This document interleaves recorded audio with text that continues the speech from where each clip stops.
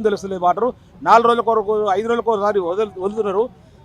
45 నిమిషాలు మాత్రం వదులుతున్నారు 45 నిమిషాల్లో మ్యాక్సిమం 50% వాటర్ పొల్యూషన్ వాటర్ వస్తుంది కనీసం ఆ పొల్యూషన్ వాటర్ బాత్రూమ్లు కూడా వాడుకునే పరిస్థితి లేదు బట్టలు ఉతుకునే పరిస్థితి లేదు వాష్రూమ్ వాడుకునే పరిస్థితి లేదు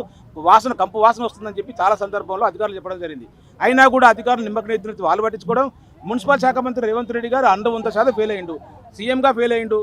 మున్సిపల్ శాఖ మంత్రి ఫెయిల్ అయ్యిండు హోమ్ మినిస్టర్గా ఫెయిల్ అయ్యిండు మరి దేనికి పనికి వస్తావా రేవంత్ రెడ్డి గారు వెంటనే రాజీనామా చెయ్యి నువ్వు దేనికి పనికినప్పుడు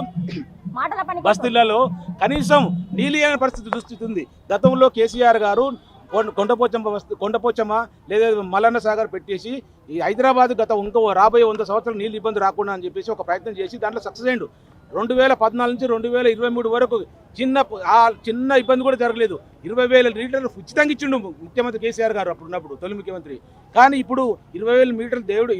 లీటర్లు దేవుడెరుగు కనీసం నీళ్లు మేము బిల్లు కట్టుకుంటాం మా నీళ్ళు నాణ్యమైన నీళ్ళు ఏమంటే కూడా ఇచ్చే పరిస్థితి లేదు కొత్త కంప్లీట్ పొల్యూషన్ వాటర్ ఇట్లనే ఉంటే 2 నెలల నుంచి ఎన్నో సందర్భాల్లో అధికారులు చెప్పడం జరిగింది మరి ఏం చేయాలి రేవంత్ రెడ్డి గారు మేము బతకాలనా సావాలనా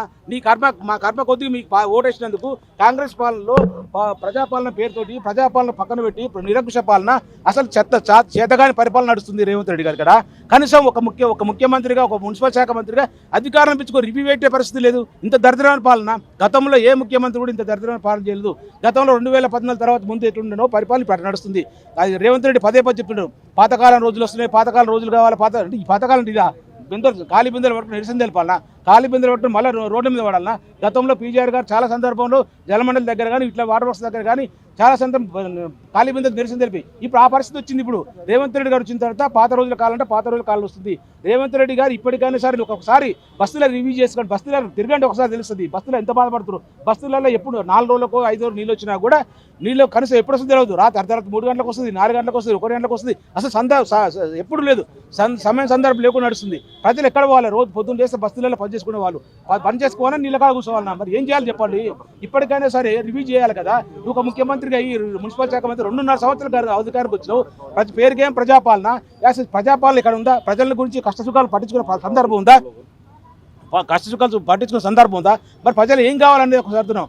మాటలే పెద్దగా ఏ మీటింగ్ అయినా సొల్లు వాగుడు తప్ప తిట్లదండకం తప్ప ఏమన్నా ప్రజలకు సంబంధించిన కానీ ప్రజల కష్టాల గురించి మాట్లాడిన సందర్భం ఉందా ప్రజలు గాలికి వదిలేసిండు నిరంకుశ ఓన్లీ దోపిడీ పాలన ఓన్లీ రియల్ ఎస్టేట్ వ్యాపారం తప్ప ఇంకొకటి లేదు మేము అందుకే చూసి అధికారులకు 2 నెలల నుంచి రిక్వెస్ట్ చేస్తున్నాం అధికారులు పట్టించుకోవట్లేదు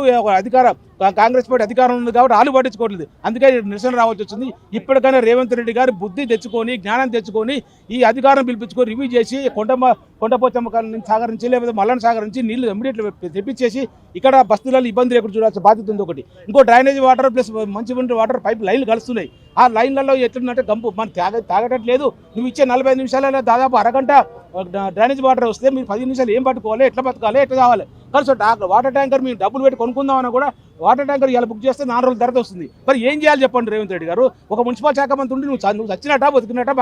మాకు ఉన్నట్టా లేదట అసలు ప్రభుత్వం ఉందా లేదా మాకు ఏం తెలుసు అర్థం లేదు అసలు రేవంత్ రెడ్డి గారి పాలన చూస్తే సామాన్య ప్రజలు కానీ మేము కానీ సేమ్ అనుకుంటారు ఇట్లాంటి పాలన ఎప్పుడు దునియాలో చూడలేదు గతంలో కూడా చూడలేదు ఇప్పుడు చూడలేదు ఫ్యూచర్లో చూస్తే నమ్మకం లేదు ఇట్లాంటి వ్యక్తి ఉన్నా లేకుండా ఒకటే మా డిమాండ్ మా బీఆర్ఎస్ పార్టీ తరఫున డిమాండ్ ఏంటంటే రేవంత్ రెడ్డి గారు ఇమీడియట్ రాజీనామా చేయాలి రాజీనామా చేసి ఇంకొకరు మీ దాంట్లో ఏవైతే ఎలిజిబుల్ ఉన్న వరకు ముఖ్యమంత్రి పదవి ఇవ్వండి ఆయన నిలుస్తాడు చూద్దాం లేకపోతే ఇట్లా చేస్తే మాత్రం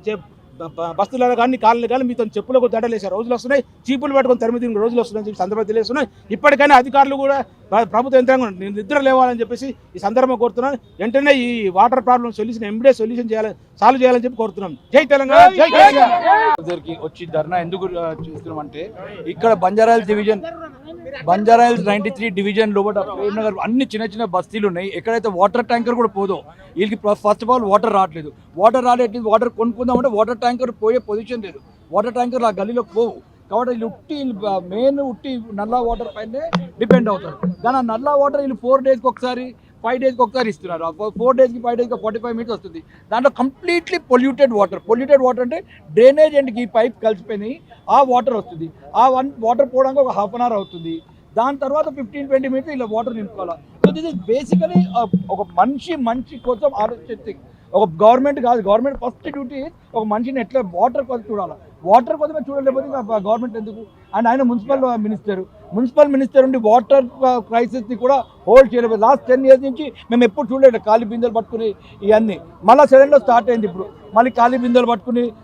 నిరసనలు తెలపడము. కానీ ఇది ఒకటే రేవంత్ రెడ్డిని డిమాండ్ చేస్తున్నాం. నువ్వు MCH మున్సిపల్ మినిస్టర్ ఉన్నావు కాబట్టి, నువ్వు GHMCకి హెడ్ కాబట్టి, ఇప్పుడు మేయర్ లేరు ఎవరు లేరు అంత నీ అడ్మినిస్ట్రేషన్ నడుస్తుంది కాబట్టి ఇట్ ఈస్ యువర్ డ్యూటీ ఒక రివ్యూ మీటింగ్ పెట్టుకుని